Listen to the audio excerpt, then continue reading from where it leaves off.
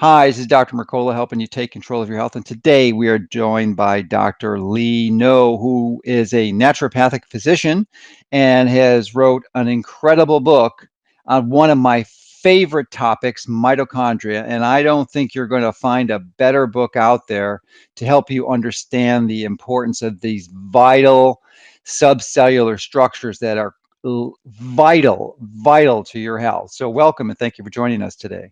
Thank you. Pleasure's all mine. So I'm particularly curious as to, well, why you wrote the book. But let me precede that question by commenting again that I read your first book uh, prior to my writing Fat for Fuel, and it was really instrumental in helping me understand some of the components as I was putting together my theories in Fat for Fuel.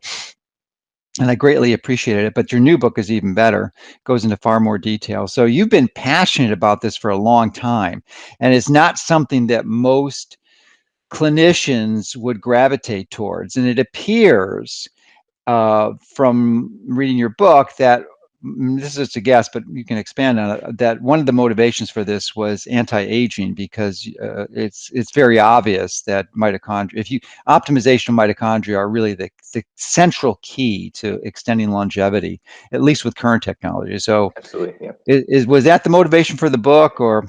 Well, you know what? I've always been interested in anti-aging and longevity, but that interestingly was not the motivation behind the book. Hmm. And I'll give you the history. This was a number of years ago. I was consulting for a company, a nutritional supplement company, who did a fair business in coenzyme Q10 or Mhm. CoQ10. And Mhm. uh, this particular brand had a CoQ10 that was particularly well absorbed and was actually used by hospitals and medical clinics across the country. And this was kind of interesting to begin with because conventional medical doctors typically don't gravitate towards nutritional supplements as a therapy, but in this particular case, they did because they saw the benefits. And so within the medical community, this particular brand had a fairly good reputation. And this was at about the time where there was a lot of research coming out with respect to age-related female infertility, and that being linked to dysfunctional mitochondria or aging mitochondria. And one of the things that was going on at that time was that there were these rat studies that showed that we could actually reverse age-related female infertility by supplementing these rats with coenzyme Q10. And so some fertility clinics in Canada started to use CoQ10, and I was invited as a spokesperson for this brand to give a presentation to their doctors and nurses to explain to them why they would need to recommend CoQ10 to their patients. And as I started to do the research, that is where I started to understand the connection of healthy mitochondria to not just age-related female infertility, but to pretty much all degenerative diseases, including the aging process. So, and so one of the things I came to realize is that there's a lot of good information out there, a lot of good primary research that's been done, but I didn't really see that there was any one resource that kind of Mhm. summarized everything. And that's what I wanted to do, was try to pull all these different resources together to kind of give a starting point for anyone that is really interested in the mitochondria and understanding what the importance of it is. And of course, in my book, I'd like to believe that I get into a fair bit of detail, but and you can appreciate this, Dr. Mercola, that it is so detailed, and you can just Mhm. keep digging and digging. You can spend a Mhm. lifetime Oh, going sure. deeper. So this is, I feel, is a great starting point, or at least for the majority of the people, I think would be a great starting point. But of course, you can go spend an entire lifetime looking at one Oh, particular sure, and disease. Yeah. and some people do. So how long did it take you to write the book? Was it 5 or 6 years or longer? It was, I think, about 4.5 years. 4.5 Yeah, years, okay. yeah. And let me tell you, I could continue to research right now. Sure. At some point, I had to draw the line and say, you know what, now I'm going to start to write. And unfortunately, that meant there are a lot of health conditions that are linked back to dysfunctional mitochondria that didn't make it into the book. Sure. But again, this is a starting point. Sure, and that's the challenge with any book is certainly by the time it gets printed and to available to the public, it's about a year out of date. Yeah. So at least with respect to most of the science-related books. So, but nevertheless, I think you radically succeeded, and in compiling what I believe is the best resource out there to getting people up to speed on mitochondria, because you've really successfully navigated the balance between making it too technically challenging, yet with enough scientific information that most people will be able to easily understand. And certainly better if you've had some high school biology or college biology. So I think it's a great investment to pick up a book. I mean, books are really one of the best value investments you can make for gathering knowledge. I mean, because I specifically on this topic, I had really dug deep into the mitochondria literature, and your book was just accelerated the whole course. So if someone wants to learn about this, a book is the best way, and this is really one of the best books out there. So, having prefaced that, let's go into some of the details in the book. Well, why don't you from your perspective, since you've been studying this for 4 to 5 years, why don't you enlighten us as to precisely what mitochondria are? Okay, so I'm going to take everyone back to their high school biology days where we learned about cell biology, and I think most people would remember the mitochondria as being the powerhouse of the cell, and that's true. I mean, when we consider that the mitochondria is responsible for producing over 90% of the energy that that occurs in our body, you can see that it's appropriately named as the powerhouse of the cell. But the thing is that and what a lot of people fail to realize is that literally everything that happens in our body, everything requires an input of energy. So, things like muscle contraction, it's pretty obvious that it requires energy. But a lot of things that happen in the cell that people don't even think are happening, like the transfer of ions across membranes, or just the maintenance of the shape of the cytoskeleton. So those microtubules to maintain itself, the shape requires an input of energy. So literally everything that happens in the cell requires energy. And because the mitochondria is so critical to that energy supply, what we're learning is that anytime you have a decrease in that energy production, things can start to fall apart. So even though in high school biology we learned it pretty simple as the powerhouse of the cell, we're starting to realize from a practical and a clinical standpoint that it's far more important than just that. Yeah, and they don't produce all the energy, but they produce certainly most of it. It was about 85%, 90%. About there, yes. Yeah, because they have the alternative glycolytic pathway. So Right. that energy production clearly is what they're noted for, but they have other radically important functions, such as signaling molecules, especially for signaling the important process called apoptosis. So why don't you explain what apoptosis is, and then if you could, explain its relationship to autophagy. Yeah, so basically, apoptosis is basically cell suicide. So what ends up happening is over the course of a cell's life, it's functioning, and over time, it's going to pick up some damage. And when that damage crosses a threshold, there's signals that are sent to the cell that tell it, you know what, we're no longer functional. We better commit suicide for the greater good of the organism. And what's interesting is that the newest research has shown that it's the mitochondria that orchestrates. First of all, it receives all the different signals of apoptosis. So there are many different ways a cell can get the signal that it's time to commit suicide. It's the mitochondria that receives all those signals, determines whether or not that threshold has been reached, and if so, it's the mitochondria that initiates that cell suicide program.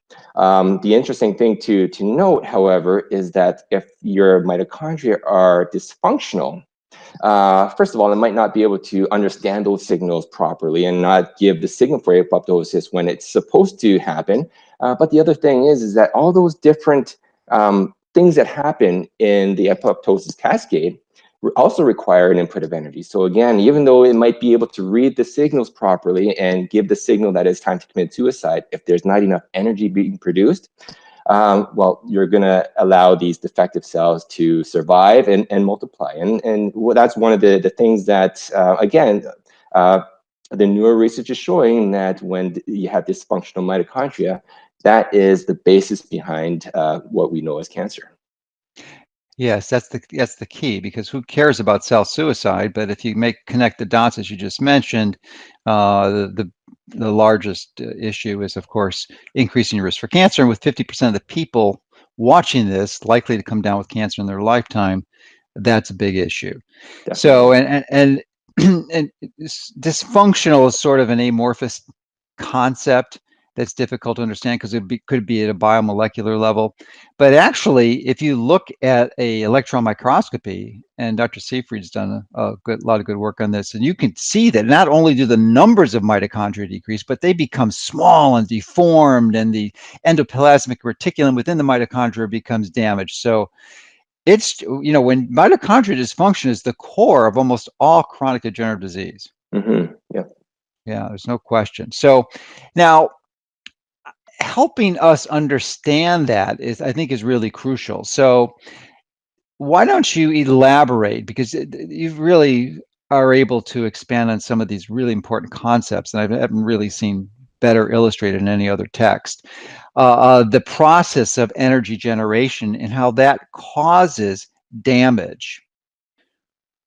All right. So as you mentioned earlier, 85 to 90% of the energy that is produced within the cell happens in the mitochondria, with a portion of that occurring outside of the mitochondria. And so energy process starts in the cytosol, or the fluid compartment of the cell, in a process called glycolysis. And once that process is done, the end products of glycolysis then enter the mitochondria and participate in the next phase of energy production, which is called the tricarboxylic acid cycle, or the TTA cycle. And we might have, most people here, listening in might have learned it as a Krebs cycle. And out of that, the Krebs cycle comes other energy molecules that then get fed into the last part of energy production, called the electron transport chain. And this is where the process can potentially go wrong and lead to dysfunctional mitochondria. Now, what ends up happening is when we eat, all those calories that we consume get transferred down or converted into electrons, and then get fed into the electron transport chain. So the electrons enter at complex 1 or complex 2, and those two complexes pass on electrons to coenzyme Q10, and then down the chain until it reaches what we call complex 4. Now, complex 4 is a very unique part in the cell because it's the only place in the cell where we can take those electrons and enzymatically react them with oxygen to create water. The problem is if those electrons don't reach complex 4 and spill out of the electron transport chain prior to complex 4, it can react with oxygen prematurely and create a free radical called superoxide. And that is where the damage can start to occur, because those superoxide radicals that are generated at the level of the electron transport chain are created in the immediate proximity of mitochondrial DNA. And mitochondrial DNA is particularly susceptible to damage. So anytime those free radicals are generated, you can have damage to the DNA in the mitochondria. And if those DNA are damaged, you can't produce the proteins it codes for, and everything starts to fall apart. Now, mind you, and this goes back to what you were saying earlier, is that those free radicals in some cases are beneficial. But you have to keep in mind that just like anything, just like our conversation right now, we take pieces of information and put it into context. The problem was previously we took free radicals out of context and just thought, they're bad. But in the backdrop of certain other things happening in the cell, they can actually be quite important signaling molecules. But in general, we would say that, at the level of the mitochondria, when those superoxide radicals are formed, they're typically a bad thing. Again, not in all cases, but in many cases that we're talking about, we want to make sure we minimize those. All right. Well, thank you for laying that foundation, because we want to expand it in a large number of different directions to help further elucidate our understanding of mitochondria. So the first one is just taking a step backwards on this DNA damage. If you could elaborate on the mechanisms, the repair mechanisms that are in our body, and first of all, comment on how frequently this damage occurs and how efficiently and effectively this damage is reversed every moment that we're awake. Yeah, so damage is happening all the time. Now, mind you, a very small percentage of the electrons that pass through the electron transport chain are converted into superoxide radicals. But keep in mind that they're happening every second, thousands of times in every cell. And those free radicals can go on to inflict damage to the mitochondrial DNA. The thing is that, and we do have repair mechanisms, but when I said the DNA and the mitochondria are particularly susceptible to damage, and that's when I said that in comparison to the DNA and the nucleus, or the nuclear DNA. So the DNA and the nucleus are protected by elaborate proteins called histones. So it's almost like a shield around the DNA. The mitochondrial DNA does not have those protective proteins. The other thing to keep in mind is that the DNA in the nucleus have these massive reams of what we call junk DNA, or DNA that does not necessarily code for protein. Now, mind you, the newest research is showing that they're not actually junk. They actually serve a purpose, but they don't necessarily code for proteins. Whereas the DNA in the mitochondria is tightly packed. There's no junk DNA. So if the free radical is going to go in and inflict damage, it's likely going to have a negative impact to a protein that's coded from that. The other thing to keep in mind is that the DNA in the nucleus does have elaborate repair mechanisms. So it's very efficient at repairing damage, whereas the DNA in the mitochondria doesn't have as good repair mechanisms. Now, it doesn't necessarily mean that the DNA in the mitochondria doesn't have repair mechanisms. It certainly does. And the newer research is showing it might actually be a lot more efficient than we previously thought. But we still want to be able to maintain as few free radicals generated to help minimize that damage, so that the repair mechanisms have a much easier job. Because of course, there's always going to be a balance. Even though the repair mechanisms may be efficient to a certain degree, anytime you have damage or free radicals being generated that exceed the capacity of the repair mechanisms, you're going to cause irreversible damage. And that's what the whole point is, to stop. Yes, indeed. And the premise of my book, Fat for Fuel, was to really address this central issue, is to minimize the production of excess free radicals, and still, of course, allow the intrinsic level of biologically important free radicals to be maintained. Absolutely. So it's the excess free radicals, which is what happens when we diverge from our ancestral diet. So when we're eating processed foods, especially industrialized fats, and loads of excess carbohydrates, we can't burn fat as a primary fuel, and burning ketones and fat is far more efficient and less oxidative, stress inducing than carbohydrates. So that is really the premise of the book, Fat for Fuel, is to optimize your fuel so that you can minimize the oxidative stress of the mitochondria. Right. Yeah, so that's the key. So let's go on another tangent, because I really used your book to highlight the importance of the timing of food. And you do such a magnificent job of explaining what happens when you eat too late, when your body doesn't need energy. And so many people do this. They're eating before they go to bed. And that's one of the worst things you can do, is to fuel your cells in your body with energy when you don't need it. So walk us through this. Take your time, because it's a really intriguing story. Sure. And this goes back to, what causes damage at the level of the mitochondria. And one of those is excess calories. Now, as I mentioned, when we eat, all that food is converted at the cellular level into electrons. The problem is that in order for the electron transport chain to run smoothly, we need to actually, so after complex 4, in some texts, you might see it as complex 5. It's not really a complex of the electron transport chain. It's more appropriately known as ATP synthase. This is another enzyme that's coupled to the electron transport chain. But what ends up happening is that the electron transport chain essentially pumps protons into what we call the intermitochondrial space. And we build up that concentration of protons, and eventually they flow back through the ATP synthase and create ATP. Now, the thing is that in order for the ATP synthase to continue to run, it needs the building blocks of ATP, which is ADP, or adenosine diphosphate. And it takes a phosphate ion, combines them to create ATP. Now, the thing is that we need to use up that ATP.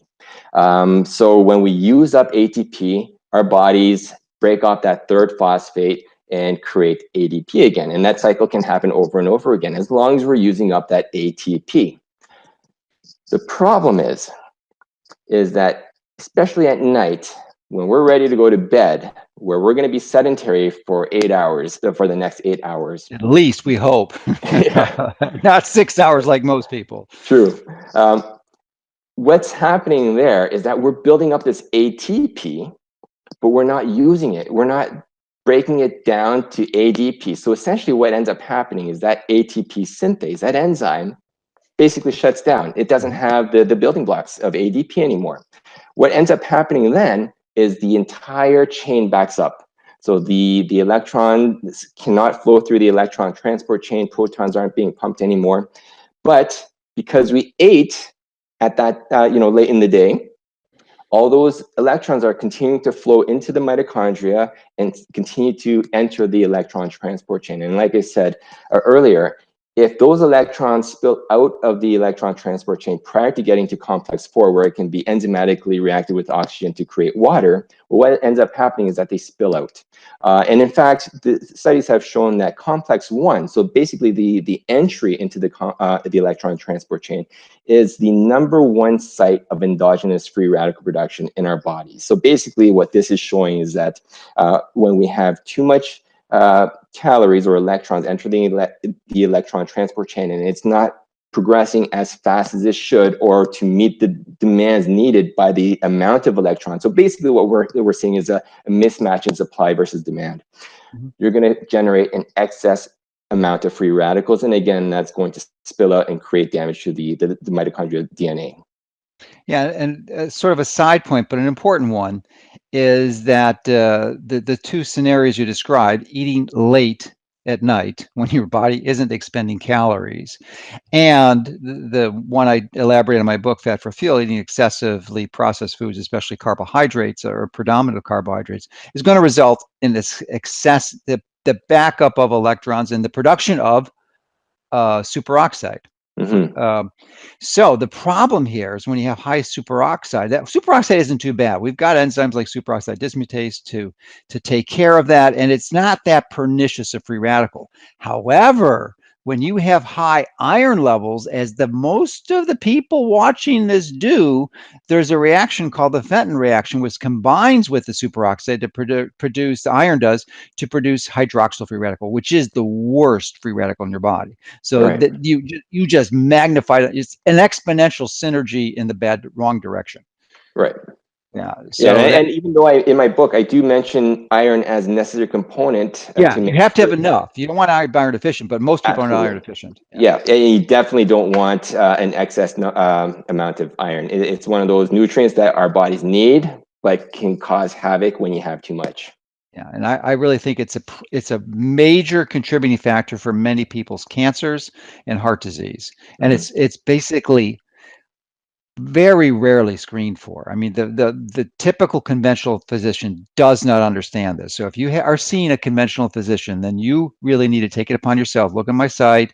I've done a lot of articles on it and go into details, talk about the ferritin, the GGT levels that you can do to monitor it, and how you can do either blood donation or self phlebotomy to get those levels down to normal. So it's an important, sorry about that, it's an important diversion because it's really key. So the other issue that has to do with this flow of electrons is really a very interesting phenomenon, which is called mitochondrial uncoupling.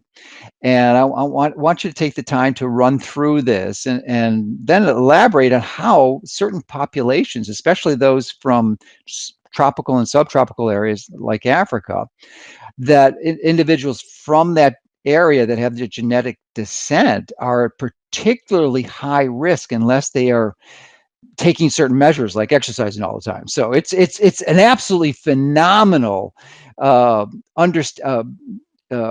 strategy that we can get from understanding biochemistry at the mitochondrial level. Yeah, and this whole uncoupling aspect kind of ties into what we know as brown fat or brown adipose tissue. And what's really interesting is that there's a lot of research being done on this in the area of obesity research. And this is because, so as I mentioned, when we when we pump those hydrogen ions, they flow back through the ATP synthase to create energy. However, in some cases, and in certain tissues like brown adipose tissue, we can actually uncouple that. So basically, instead of the hydrogen ions flowing back through the ATP synthase, they flow through a different channel, and instead of creating energy, it creates heat. And the benefit of this is now we can we're kind of allowing those hydrogen ions to flow back. We're allowing the electron transport chain to continue to operate even though we're not using up energy, because that energy, instead of producing energy, we're kind of dissipating that hydrogen gradient through the generation of heat. And the great thing with this is that when you have a lot of what we call brown fat, we're seeing that you have a lower risk of cardiovascular disease, diabetes, and all sorts of different degenerative diseases because you're allowing those hydrogen ions to flow back through without backing up the electron transport chain. So in certain populations, like those that live in the far north, they have quite a large amount of brown fat, and that's because the brown fat, as I said, generates heat. So that helps them stay warm in colder climates. On the other hand, populations that have originated more from the equatorial regions, they typically have very tight mitochondria, or they don't have a lot of uncoupling. And this is one of the reasons why we see potentially, certain populations have a much higher risk of cardiovascular disease, obesity. And one of the reasons why I think, that sort of population, it becomes increasingly important to ensure that the energy that's being produced as ATP is constantly used up through physical activity and exercise. Not to say that that's not important for the populations that live in the far north, but they have other mechanisms built into their bodies that allow them to produce less free radicals, or allow those electrons to flow through properly without having to necessarily have as much exercise. Yes, and not to become discouraged if you're not one of the privileged people who have a genetic likelihood of having higher brown adipose tissue. Your body has the capacity to make it. So it's a process called cold thermogenesis, and you just need to expose your body regularly to cold. And the simple strategy, you don't have to go in ice baths to do this. You can go in water. It's about 65 or so, maybe 63, and spend 15, 20 minutes, and that will upregulate your body's ability to produce brown and beige adipose tissue, which will help. So if you're an African American, you have deeply pigmented skin. For the longest time, I thought the biggest issue, and it's still a significant issue, but it was not the only one, is because you have a brown, deeply pigmented skin. It's a filter, and you're not going to get ultraviolet B radiation coming through and causing your body to make vitamin D. But most people are indoors anyway, so it's almost a mood issue. So you're going to still need to pay attention if you have deeply pigmented skin from the Middle East or Africa, and you have to be rigorously monitoring your vitamin D levels. But you also may want to consider intermittent cold exposure to increase your brown adipose tissue, because your mitochondria are not uncoupled effectively, and if you or exercise, you need to pay extra attention to that, to people who aren't. Otherwise, you are just exposing yourself unnecessarily to increased risk for disease. Yeah, and I think that's just really through something that's happened through evolution. Again, when you consider brown adipose tissue, its purpose being to generate heat. Of course, that is not a desirable situation when you're under the blazing heat of equatorial regions. So in those situations, the mitochondria have evolved to be rather tight because you don't want to generate that excess heat. But fast forward thousands of years in modern day life, it does set up certain individuals for a higher risk of degenerative diseases. Yeah. Unfortunately. So, and unfortunately, that's the biochemical or metabolic reality. That fortunately is that we have the deep scientific understanding now, so that we can remediate against this if you understand that's at risk. So obviously, if you're watching this, let anyone who is at risk, that this is an issue for them, and have them encourage them to watch this video so they can understand it, and just take some simple actions that really don't require any cost at all. It's just a matter of changing lifestyle changes. Maybe taking a little one of the least expensive supplements you can take, which is vitamin D, and then measuring your levels to make sure you're in the right area. Now, interestingly, you talked about ATP synthetase or synthase. Synthase. And I interviewed a Canadian researcher earlier, Paul Heroux. I'm not sure if you're familiar with his work, but he's done research on the effects of electrical fields on cellular and components, and has proposed a mechanism where it actually, especially the magnetic component of electrical fields, affects ATP synthase and increases oxidative stress. So an interesting aside. So once you understand the mitochondrial mechanisms, as you eloquently describe in your book and are doing here, then you can begin to really understand some of the ways that your environment is impacting you. Right. And that's one of the things that we're starting to realize as people, as the scientific community is understanding the greater importance of mitochondria across the board.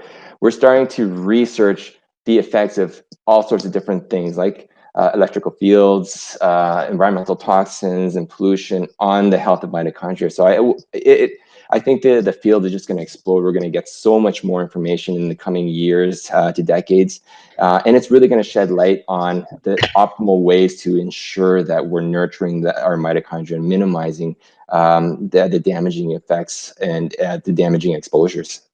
Okay, so you've highlighted a number of variables or factors that can contribute to premature damage of the mitochondrial dysfunction. And it's sort of pervasive to almost everyone watching this. So most of the people are walking around with damaged mitochondria that are far less than optimized. So let's talk about some of the ways that we can activate or upregulate the intrinsic processes we have to increase our mitochondria, like mitochondrial biogenesis and mitophagy and activating PGC1 alpha and all those routes.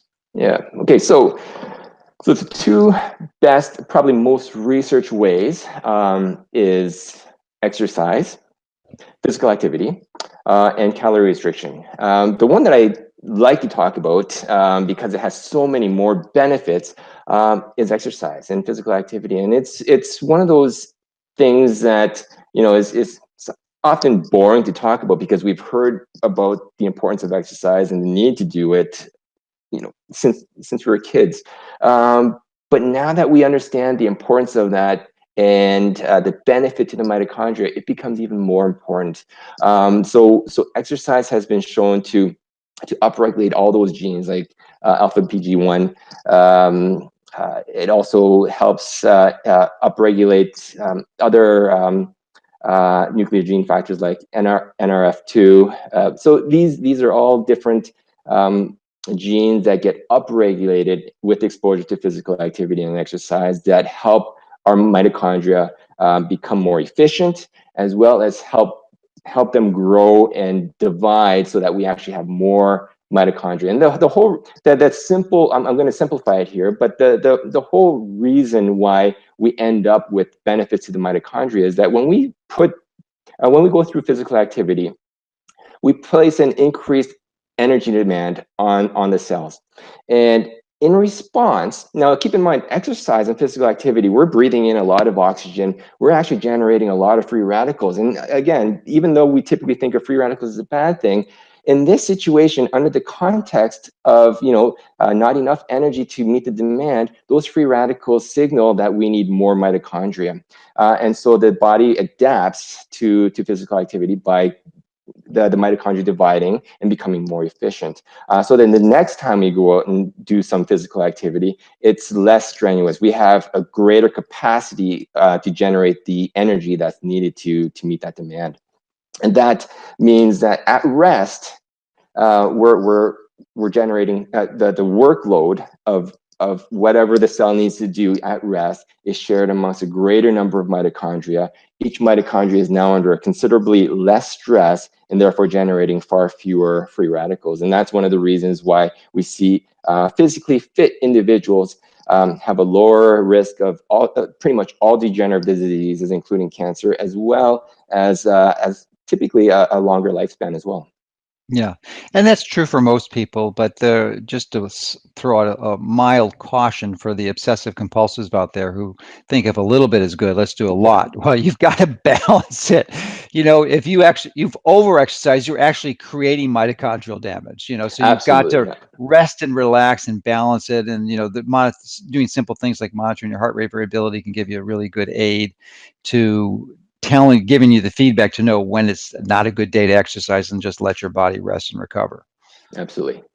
Yeah. So you also talk about a concept which is really important, that when your muscles relax, you would think that it's not using any energy, but it actually requires more energy to relax. That's I'd right. say, yeah. So I'll let you expand on that, but I want you to focus on it, because I've never seen this written anywhere, but it was really enlightening to review it in your book. Is a common, almost epidemic disease that we're facing in many Western countries. I think probably as an epidemic of the exercise exposure, exercise exposure, is left ventricular diastolic dysfunction. And you wouldn't, even physicians wouldn't know that. If you're a cardiologist, you know that for sure. But it's a problem that is becoming pervasive, and it has to do with the left ventricle, the chamber of the heart, the primary chamber, is just not able to relax anymore. And so why don't you expand on that, because it's a really fascinating concept. Sure. Yeah. So I think it's pretty intuitive for people to understand that muscle contraction takes Mhm. energy, and that's because we typically associate energy input with strain. So when we contract, we're straining, and we think of that as energy. At the biochemical level, though, when you look at the number of ATP, that's the ATP, which is the energy molecule that's needed to contract. Really, we only need one. One ATP binds to the myosin receptor, and it causes contraction, what we call cross-bridge cycling. Now, what happens in relaxation, however, is that we need an ATP to bind to a receptor on what's known as calcium magnesium ATPase, that basically pumps calcium out of the cell, and this is what initiates relaxation. We need one to bind to that receptor, or that enzyme. The thing is that there's a second site on that enzyme that requires an ATP. However, it doesn't have a very high affinity for ATP. So the only way a second ATP can fit into that receptor is to have a large concentration of ATP. So with the hope of one just kind of falling into place. So whereas contraction takes one ATP, relaxation actually requires hundreds of ATP molecules, as an example. So we actually need to generate a significant amount of energy for our muscles to relax. And I know that's a difficult concept to understand, but the easiest scenario that I can use to describe it, and I say that I mentioned this in my book, is rigor mortis. So rigor mortis is when we die, we're not producing any energy anymore. And what happens to our muscles? They go into a permanently contracted phase. They can't relax because there's no energy. Now, for a living person, this can cause a number of different health conditions associated with left ventricular hypertrophy or dysfunction, as well as things like hypertension. But when we're talking about the heart, the what we call the ejection fraction is considered the measurement of heart function. So when we have very little, a small amount of what we call the ejection fraction, we're setting ourselves up for heart failure. Now, for normal, so the ejection fraction, just to let me backtrack, is the percent of blood that the heart pumps, or the left ventricle pumps with each beat. So when it relaxes, that's a reference point of 100%. When it contracts, that percent of blood that's pumped out is the ejection fraction.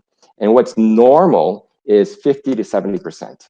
Anything that's under 35% is considered an emergency situation. So of course, we want the heart to be able to relax as much as possible so that it can have a greater volume to pump. But if the heart is not able to produce the energy it needs to fully relax, It partially relaxes, and then when it contracts, there's very little blood that's pumped out. And you do this over and over again, thousands of times on a daily basis. Essentially, what's going to happen is that the heart compensates by thinking that it needs to grow more muscle. So that's where you see the ventricle walls in early stages of heart failure start to thicken, because the heart inappropriately interprets that signal as it's not strong enough and it needs to build more muscle. So that sets up further complications that eventually lead to congestive heart failure. Same thing we see in the blood vessels. So all the blood vessels are lined with little muscles. Again, as long as they are able to have the energy to fully relax, the blood vessels dilate, and we have normal blood pressure. In situations where we're not able to produce the energy for those little muscles around the blood vessels to fully relax, we see situations of hypertension. And that's one of the reasons why, as an example, coenzyme Q10 has been shown to be able to lower blood pressure. Things like magnesium, which is also involved in the energy making process, has been shown to lower blood pressure, things like that. Yeah, so why don't we go into the nutrients? We'll hit magnesium in a little bit, but let's go to the nucleotides, like ribose. Yes. It's a sugar. Sorry, it's a sugar. That's part of the nucleotides. ADP requires it. It's definitely essential for it. So you did a great job of expanding on that and elaborating on the safety of ribose as a supplement. So why don't you talk about its function, its purpose, and its therapeutic uses? Right. So D-ribose is a 5-carbon sugar, and it's completely safe to consume even for diabetics, because it has no impact to blood sugar in the sense of blood glucose. What our bodies does with ribose is that it gets into the cells and converts it into the adenosine base, so the purine base, which goes on to have the phosphate ions attached to it to create ADP and ATP. But basically, what the importance of D-ribose as a supplementation is that even though our bodies produce D-ribose on its own, it's a very, very slow process. It's probably the rate limiting factor in recovery for cardiovascular patients, people with chronic fatigue, and it becomes even increasingly stroke too. Oh, absolutely, yes, stroke, heart attacks. So what ends up happening is that now I'm going to take a bit of a detour here, but because you mentioned stroke, which is basically, you're blocking blood flow. And you're causing death to cells because you're not supplying the oxygen that it needs. Well, even though you might have death immediately within the core, what ends up happening in the periphery of the area of damage is that even though there's a lower amount of oxygen, it's not enough for it to meet the demands of that cell. So what ends up happening is the cells start to go into a lower energy state, or hibernation mode. That doesn't necessarily mean it stops having any need for energy. It still does, but just at a reduced level. But because it's not having that oxygen that it needs, it goes through something called the adenylate kinase reaction. So after all the oxygen is used up and it still has that energy demand, now it has this buildup of ADP. And in order to meet the needs of ATP that it still has, it will combine 2 ADPs to create an ATP and an AMP.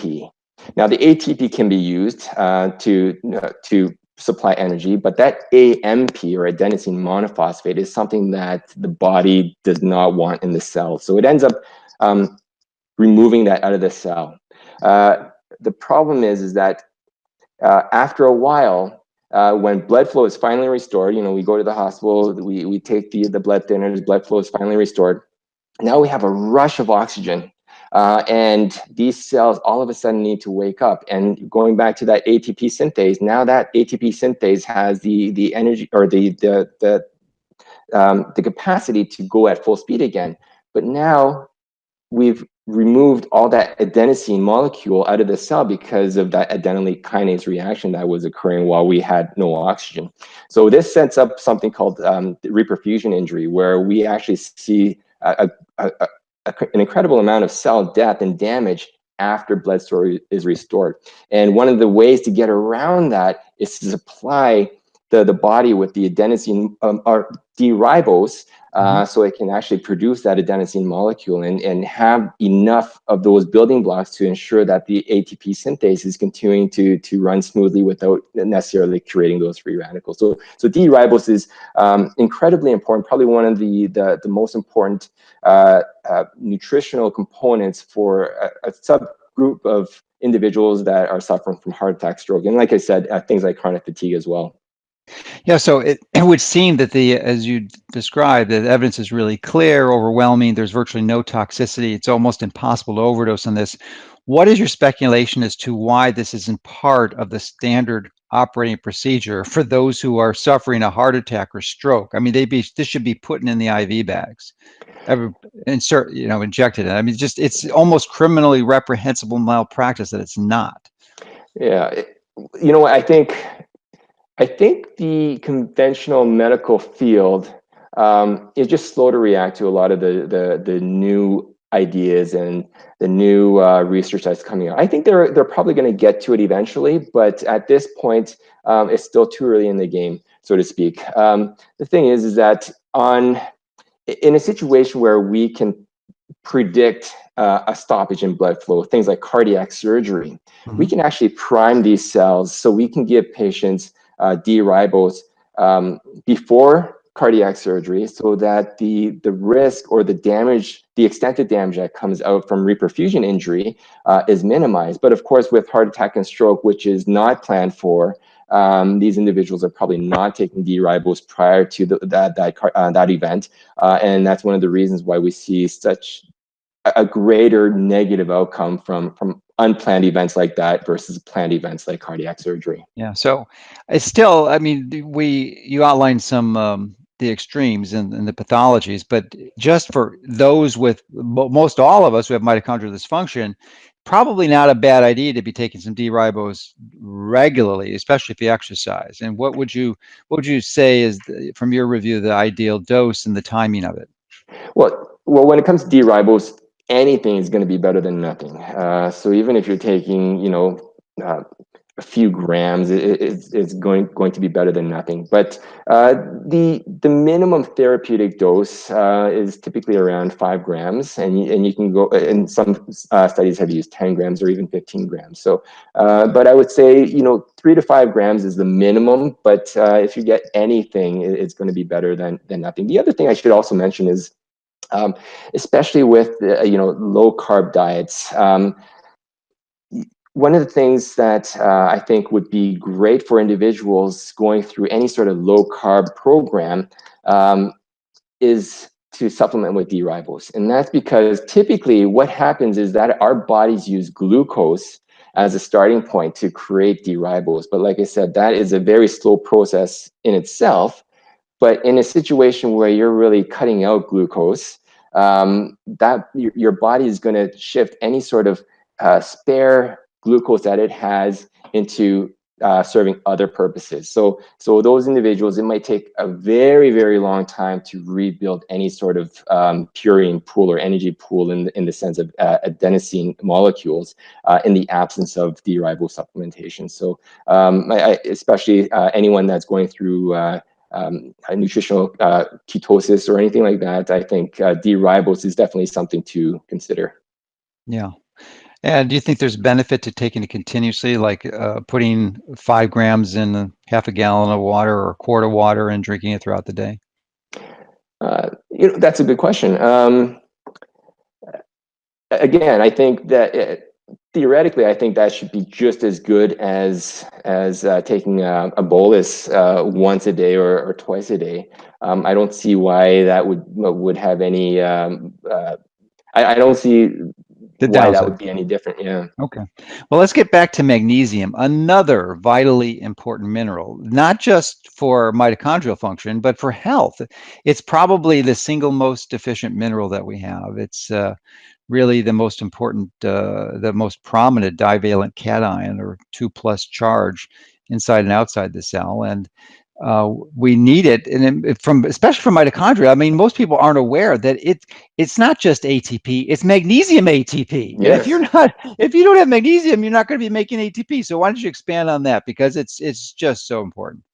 Yeah, so the thinking is that when we talk about ATP, that phosphate tail is typically unstable, and what we need is that we need an ion of magnesium to stabilize that phosphate tail. Otherwise, that third phosphate can break off before it has a chance to deliver the energy that last bond contains at the appropriate place. So when we have a deficient amount of magnesium, we actually compromise greatly mitochondrial function. And that's because the ATP is just not being able to be produced in a stable fashion that our bodies can actually use. And as you mentioned, it's the single greatest nutrient deficient or mineral deficiency that we see.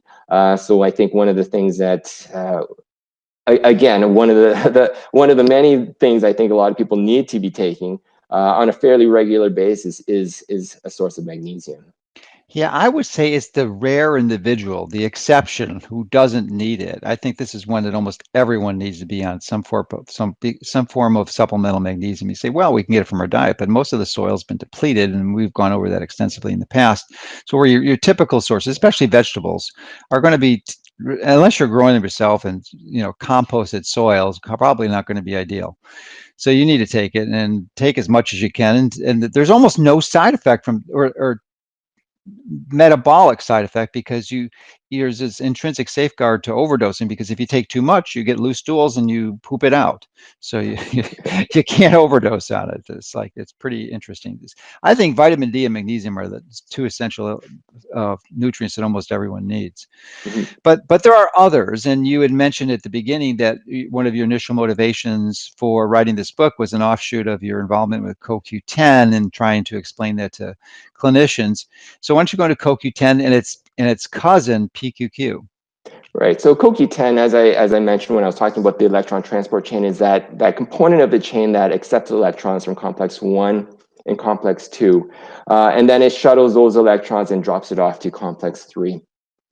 So you can, if you look at even just a schematic of the electron transport chain, if you could identify a potential bottleneck in the whole process, coenzyme Q10 would be it. And that's one of the things that I quickly realized when doing the research for this fertility clinic, is that it seems like just having enough CoQ10 is actually not enough. You actually want an abundant amount of CoQ10. You'd rather have a lot of CoQ10 just laying around waiting to accept an electron from complex 1 and complex 2 than just the right amount, working its butt off, going back and forth from the different complexes, because when that happens, there's the chance that electrons are going to be fumbled, so to speak, and spill out. So having sufficient or an excess amount of coenzyme Q10 is at this point seen to be a fairly good therapeutic way to ensure functioning mitochondria.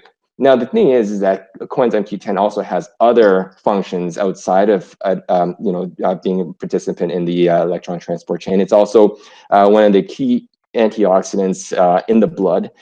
So when you look at the problem with cholesterol, which a lot of people like to talk about cholesterol being an issue. Well, it's not really an issue. Cholesterol is an essential component of our body. It only becomes an issue when it's oxidized. And the thing is that CoQ10 is that molecule. It's the most powerful fat-soluble molecule that can actually prevent the oxidation of cholesterol. So you have sufficient amounts of CoQ10, cholesterol is not an issue.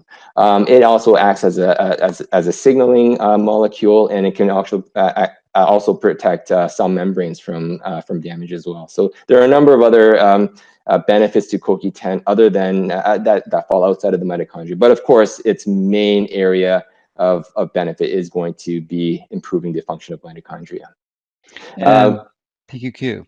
Yeah, so PQQ is like you said, a cousin of CoQ10. It's also what we know as a quinone molecule. Also, PQQ stands for pyrroloquinoline quinone, and this is It's a vitamin-like substance. So the research at this point doesn't say that it's a vitamin. Early research suggested that maybe it was. I think the newer research throws that into question. But essentially what PQQ does, and I think it was one of the, if not the first nutrient to show mitochondrial biogenesis. As I mentioned earlier, the greater number of mitochondria you have, the greater energy that cells are able to produce and just function better overall. With PQQ, when you get enough of it, you actually encourage the growth of mitochondria. Sorry, I don't know if you hear that, my cat's snoring right now. No, that's okay. You encourage the growth of mitochondria and a greater number of mitochondria. So PQQ at this point has predominantly been studied for cognitive health. And in my thinking is that the researchers chose this because the brain is incredibly energy intensive. So anytime you can efficientize, if that's a word, the energy making process in the neurons, you're going to improve its benefits. So what the research has shown is that when you ingest PQQ, you create more mitochondria in the cells. The cells are able to work better, and for the brain, that means better cognition. CoQ10 as well as PQQ, both very important nutrients for mitochondrial health. But if out of the two, I would definitely say coenzyme Q10 is still the more important one. Okay, so especially as a naturopathic physician, I'm sure you're aligned with the philosophy of taking a supplement holiday. In other words, not taking your supplements on a regular basis, at least most supplements. But I think there are exceptions to that. One of them would be magnesium in my perspective. I think you just need it. It's like water. You need it every day. Would you put CoQ10 or ubiquinol, which is its reduced version, into that category? I would say so, yeah. At least from the research I've seen is that when you stop taking CoQ10, within about 2 weeks, things start to, your blood levels start to get down back to baseline. So even though, in many cases, it is a good idea to kind of cycle through different supplements, with coenzyme Q10, you're going to get the benefit as long as you're on it. When you stop, your blood levels are slowly going to decline. So at the end of, say, 2 weeks, you're really not getting the benefit of that anymore. So interestingly, our bodies produce less and less CoQ10 as we age. So it would make sense that the older we get, we actually have to start slowly ramping up the dose of our CoQ10. Yeah. And the extension of that is the ability to convert it to the reduced version, which is the active version, ubiquinol, right. Also decreases with age. So just taking CoQ10 may not be the wisest strategy as taking the reduced version of ubiquinol. So sort of bypassing that aging associated deficiency. Right, and the research has also shown that ubiquinol is far better absorbed than your oxidized version, ubiquinone, and that's one of the again, going back to my days with this one company, and one of the reasons why their particular CoQ10 sold so well was absorption is known to be one of the biggest limiting factors in CoQ10's therapeutic benefits. So if you can get a formulation or a form that's well absorbed, you're going to have better outcomes. And ubiquinol has been shown to be significantly better absorbed than your standard CoQ10 supplements on the market. Well, great. Well, we're approaching the end of the interview. So if you would like to review or comment on anything that we didn't touch already or emphasize something you already previously did, then let's do that here. Yeah, I don't know. We talked about so many things already. Yeah, we did. I think we did a pretty good review of the book. And your book is Mitochondria and the Future of Medicine, which is out real shortly. So hopefully it's within a day or two of the date that this will be published. So pick up that book. I think you will be very, very pleased. You can see the extent of Dr. No's knowledge is very deep, and it's a thoroughly enjoyable book. This is a book that I was really, really sad when it stopped. I wanted it to go on and on because I wanted more. Because there's a lot of references at the end, and I was like 75% of the way book through. I thought I had 20% more, and it was all the references. Oh, darn. I was disappointed, but it's really good. I think you'll really like it. So my strong endorsement and recommendation, pick up a copy of this book. Thank you. And thank you for writing it. As I said, books are some of the best investments you can make. For literally, $10, $20, you're going to be able to purchase something that's taken you 4 or 5 years to put together. And I mean, it would cost you tens of thousands of dollars to figure this thing out for yourself. If you could figure it out, you have to have the biological training to put it all together. So thank you for doing this and providing this as a resource. My pleasure. Thanks again for having me on your show. Thanks so much for watching. Remember, hit the like and subscribe button so you can get more videos that can help you and your family take control of your health.